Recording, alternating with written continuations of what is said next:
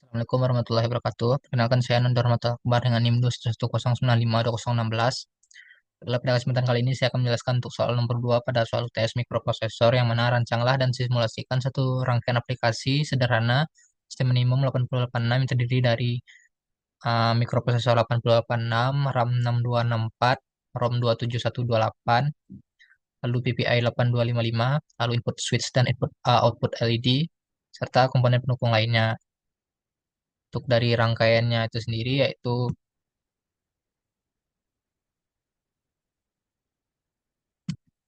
dapat kita lihat pada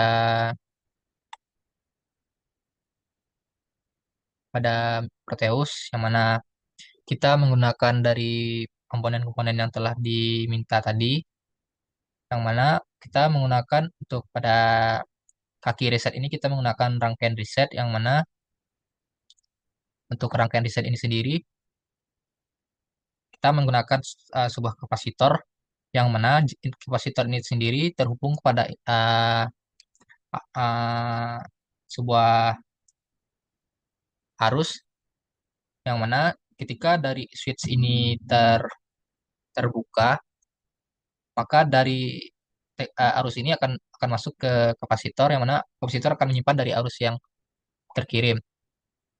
Lalu untuk pada bagian atas dan bawah ini akan terjadi perbedaan beda potensial yang mana yang di sini akan nilai positif dan di sini akan nilai negatif. Namun jika untuk dari switchnya itu ditutup, maka untuk arus akan masuk ke switch dan dari switch ini akan mengalir ke uh, kaki reset. Lalu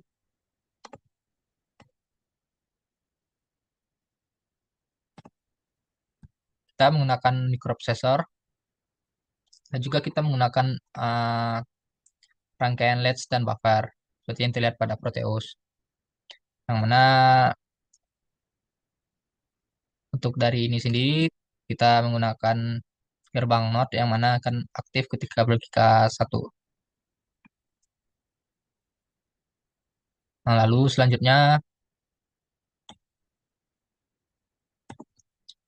uh, kita menggunakan untuk dari buffernya yang mana akan mengatur dari input output dari mikroprosesornya itu sendiri.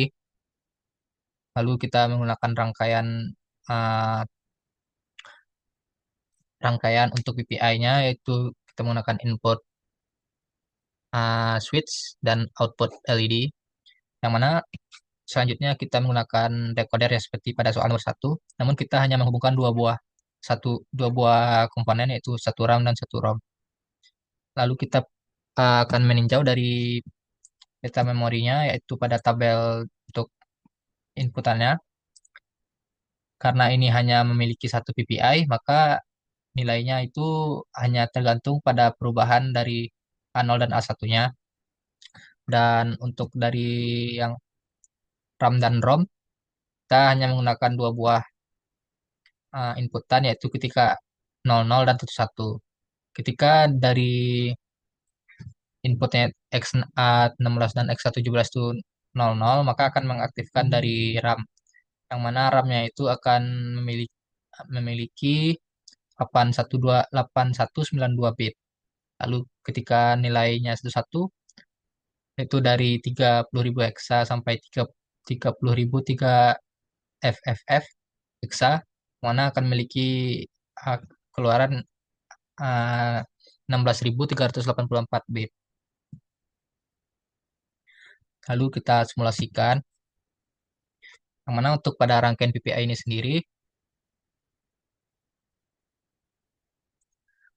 untuk dari read dan write-nya itu sendiri kita mengambil langsung dari mikroprosesor. Namun pada beberapa kasus kita harus menggunakan dari rangkaian decoder ini.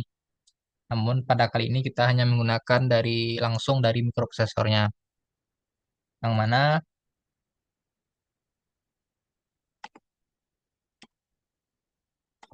jika kita menekan pada switch 1, maka dia akan tetap menghasilkan nilai 0.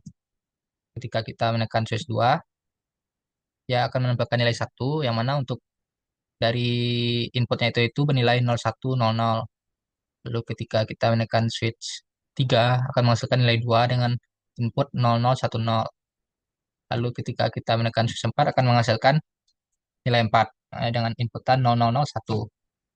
Namun jika kita menekan uh, du- uh, le- lebih dari satu switch, maka akan terjadi penjumlahan. Yang mana ketika kita menekan switch 2 dan switch 4, maka akan menjumlahkan nilai 2 dan nilai 1 dan nilai 4, maka akan menghasilkan 5. Ketika kita menekan semua switch, akan menghasilkan nilai 7 dan memberikan inputkan 1 1 1 1. Karena dijumlahkan 1 tambah 2 itu 3 tambah 4 itu 7. Lalu untuk selanjutnya, untuk yang nilai tadi, ketika nilai